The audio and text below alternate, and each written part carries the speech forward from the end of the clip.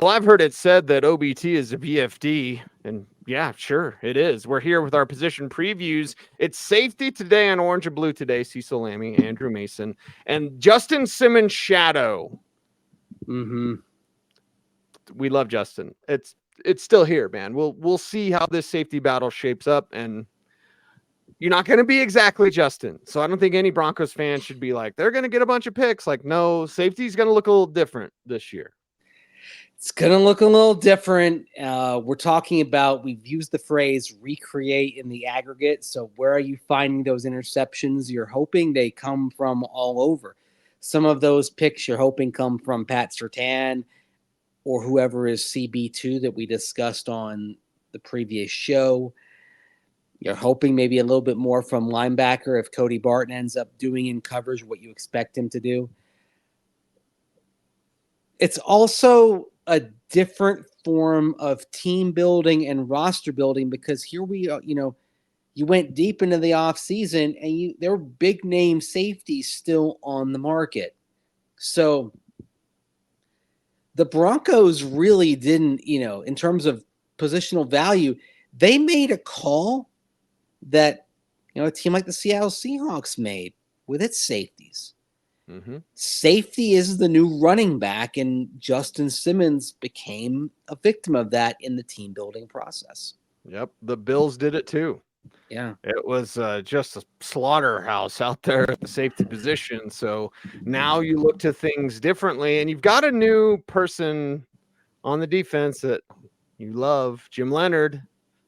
PJ Locke, certainly a player. We're going to chop it up about PJ in this show, but Locke earlier this offseason got to talk about Jim Leonard. Here's what he had to say. Man, you can see I kind of lit up a little bit. Man, it's awesome. Since he got here, I mean, I've been in constant communication with him about just different things I can work on, and it's just crazy, like the different things he brings to the table, and then actually having that, just having that background. And I want to say he was an all-pro, right? Was he an all-pro safety at one point? He was definitely all Big Ten. Oh, all Big Ten, whatever. Anyway, either way it goes, I mean, like he's taught me some things that I didn't really know about, and I think he's going to help take everybody's game to the next level for what he brings to the table. So now Jim Leonard, he's the pass game coordinator. Of course, came over after being consultant last year for the University of Illinois, and before that, a very successful tenure as Wisconsin's defensive coordinator and also their interim head coach when they hired Luke Fickell after the 2022 season. No room for him, and they moved on. Jim Leonard's somebody that Sean Payton wanted to hire last year. Leonard chose to sit the year out and be a consultant after having a hip replacement. But somebody who's been coveted, and he's working primarily with the safeties, but the coordinator title's really, really spicy. Like that's another layer to it. You have a defensive coordinator and you have a pass game coordinator on the defensive side. That's Jim Leonard. And he looks the part. And he's somebody who, a smaller safety, 5'8", if that, and always played above his size, above his frame. Could do great many things. Like he would be an emergency punt returner, as you'd say, a punt catcher, which means he's providing. Yeah, he's providing help on the new kickoff play as well. He's got some insight into that. Oh yeah, he may well be the biggest non-Bo Nix addition to this team this offseason. Wisconsin's defense, when he was there, finished in the number one in college football a couple of times, or number one once, and then the top 5 a few other times. Consistently a top tier defense. Was, and it was also interesting kind of the path he took. Green Bay was very interested in hiring him. For a while, he resisted pro teams reaching out, overtures. He wasn't interested in that for a while. He did say something last month about how you don't have to worry about recruiting anymore. And I think he's also, I think, part of a trend that we're going to see, and this could be another show entirely, of talented college coaches coming to the NFL, because in the NFL, you've got guys on multi-year contracts, whereas in college with the transfer portal, effectively you're re-recruiting your team every year now. Mm-hmm. And that's more than a lot of coaches want to do. Jim seemed very happy and at ease to be back in the NFL where he played for so long. Right. And just look at how PJ lit up. Lit up. I mean, a first-year They've coach? had some shared moments out there. Oh, for sure. There's the connection has been made. He even does some work with the corners as well. Like, so, he and Riley Moss was talking about how they give each other grief because Moss is an Iowa guy, Leonard's a Wisconsin guy. He's a talented coach.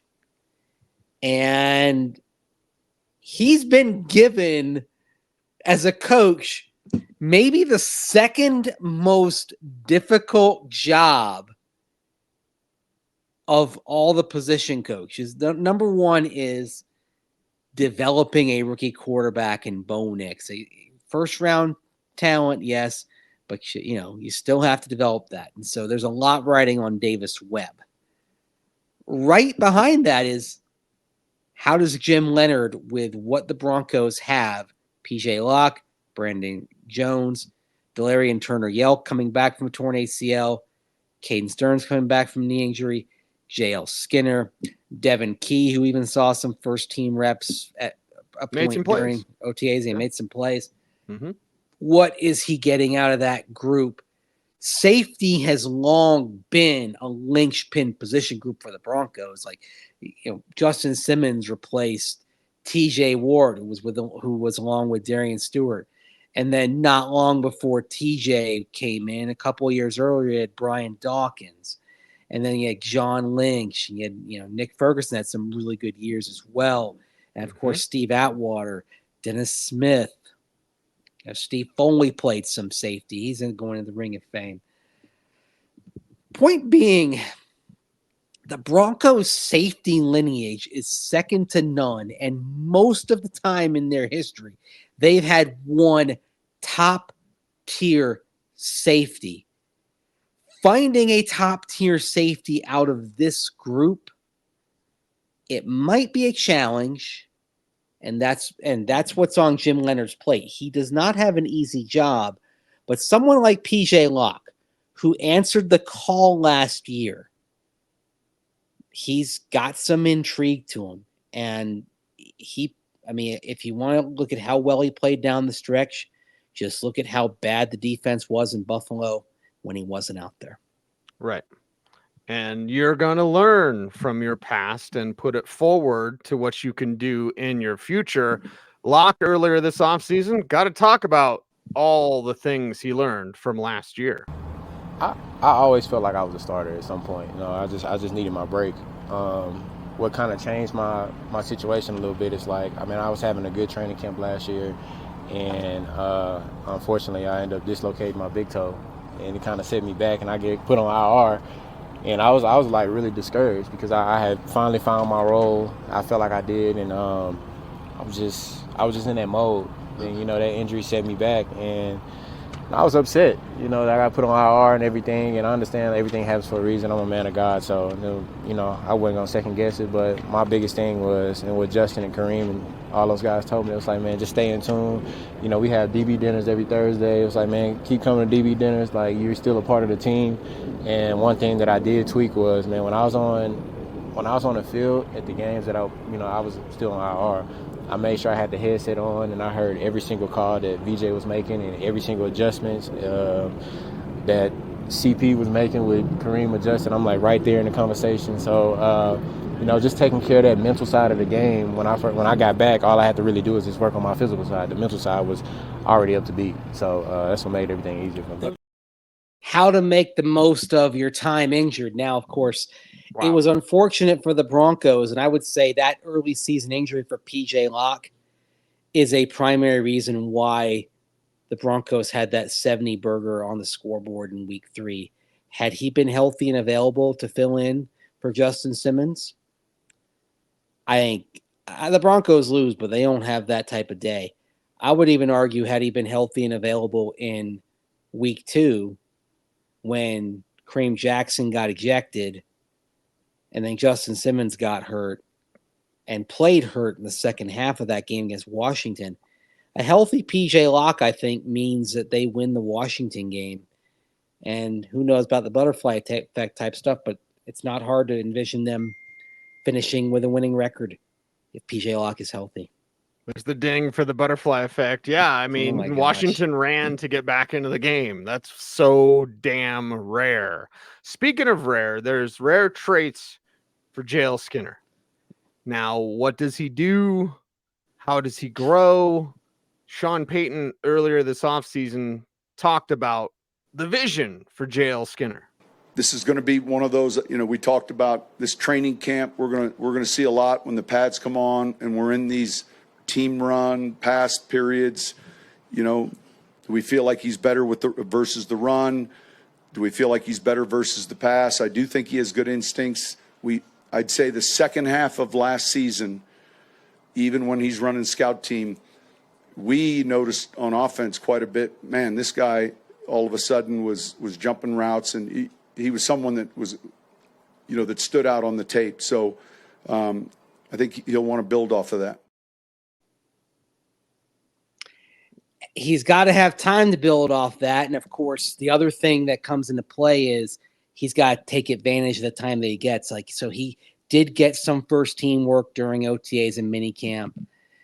We did see Devin Key out there as well. And, of course, Key, practice squad guy, but remember, got a few activations ahead of JL Skinner when Skinner was on the 53. Yep. Now, interesting to see Sean Payton talk about the growth that Skinner displayed when he was on the scout team.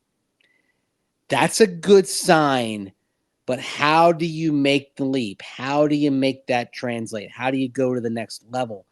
We know he's got the physical tools. We know he has the desire. Can he pull it all together? He has an opportunity here because as OTAs ended, Valerian Turner-Yell still rehabbing from the ACL injury.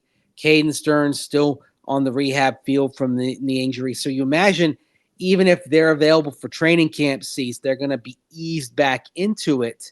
Sure. Does that give a window for JL Skinner? Because part of it also, Brandon Jones dealing with an injury during OTAs and minicamp, which is what gave him some shots to work in there. Can he maximize those chances? The Broncos believe in him, but Cecil, I don't think they believe in him to the point where they're going to be keeping him on the 53 as a game day scratch. And so, as we would say with many of these guys on the back end, special teams. And this is where the new kickoff structure, which may favor bigger players in shorter areas, might give him a window to make an impression. Yeah, there's a rare opportunity this year because of that rule change. So make note of that. You mentioned Brandon Jones. Let's bring up him as a healthy Brandon Jones, because I don't think it's certainly not us, but if there's fans try to like a one-on-one thing with Simmons and Brandon Jones, that's not going to happen. Certainly Dolphins fans have made fun of the Broncos fans when that transaction happened. Mm-hmm. We'll know more about Jones when the pads come on, because he is that more thumper-ish type of safety. Are there coverage concerns? Yes. But Jones is in this conversation. And I'll throw in, just as a final guy to talk about, like Omar Brown's made plays. Mm-hmm. I know now it's been against Zach Wilson, who I promise not to bash nonstop, but like Omar Brown covering Nate Atkins, Zach Wilson. It's a pick throws. 6. Yes. Mm-hmm. Yeah. So that kid's made some plays too. Yeah, and the one thing we know is that draft status and all that doesn't matter. If Omar Brown comes in, makes some plays, and makes an impression, he has a chance to stick. It's a wide open competition. They can, and look, do they believe in JL Skinner? Yeah. But Skinner is one of those guys right now.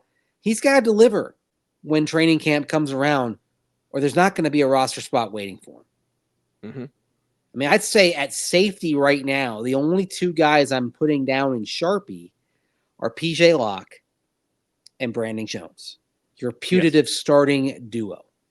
Everybody else, it's wide open. So we may not be talking about a competition at the top of the depth chart, which is why we didn't include him in the top 4 position battles on defense. You get to the second level of that depth chart, there's a lot going on. And oh, by the way, with this new kickoff rule, it may well be wide open for kind of like at corner, as we talked about on the previous show. Whoever is the biggest plus player in the new kickoff protocol may find themselves on the roster at the expense of somebody else. My final point on J.L. Skinner is this, Mace. I'm glad mentally he doesn't think that he can do what he did last year. Yeah. Like, we've both had enough conversations with JL to know, like, he understands what's in front of him. I mean, this is put up or shut up time for JL Skinner, because last year he had the luxury of, like, you're never going to play, but you're making plays. And as Coach Payton said, you were impressing. Skinner's not going to rest on his laurels with that. Yeah. Of course, there aren't many laurels to rest on when it comes to the games, because he's only had 1 defensive snap last year. Right. Yeah. Mm-hmm. But your physical potential is only potential until you actually produce. It only takes you but so far, and you only get but so many shots. The Broncos kept him on the roster last year because they felt like he had long-term potential, and they didn't want to risk exposing him to the waiver wire. They figured somebody was going to pick him up because of that physical potential. That'll get you on the 53 for a year. It probably won't get you on the 53 as a stash for a second year. If he's going to be on the roster, it means he's got to be ready to play. Got to be ready to go, as we are on Orange and Blue today. And, we're ready for you to help us continue to grow our YouTube channel. It's the non-playing season, but there's never an off season for Talking Broncos. And that's why we are here. But to help us out, Mace, how can people do that on YouTube? Like, comment, share, subscribe, and hit that notification bell so that you never miss a vid. That's right. He's Andrew Mason. You follow him on all the socials at Mace Denver. I'm at Cecil Lammey saying OBT's BFD. Thanks for watching. Stay tuned and stay frosty.